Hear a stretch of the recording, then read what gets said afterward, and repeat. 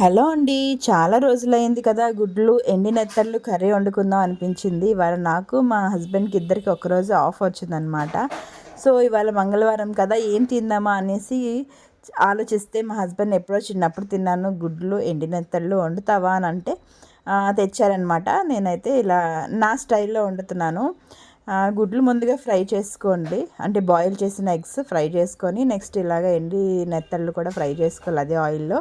Next అంటే ఇద్దరమేనండి, ఎక్కువ మంది కూడా కాదు. పిల్లలిద్దరూ ఇవి తినరు. ఎగ్ తింటారు కానీ ఇలా తినరనమాట.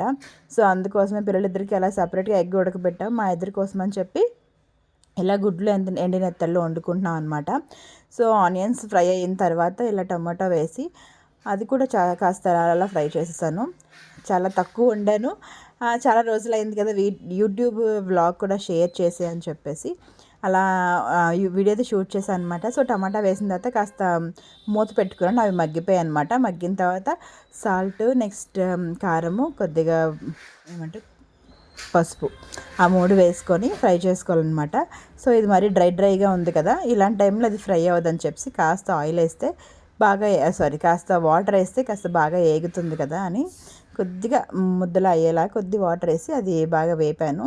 ఇప్పుడు మనం పక్కన పెట్టుకున్న ఎగ్స్, డ్రై ఫిష్ 2 కలిపి వేసేసి కలిపేసాను అనమాట. సో, తగినంత వాటర్ వేసుకొని మళ్ళీ మూత పెట్టుకోవాలి, లేదంటే అక్కర్లేదు, మీ ఇష్టమే.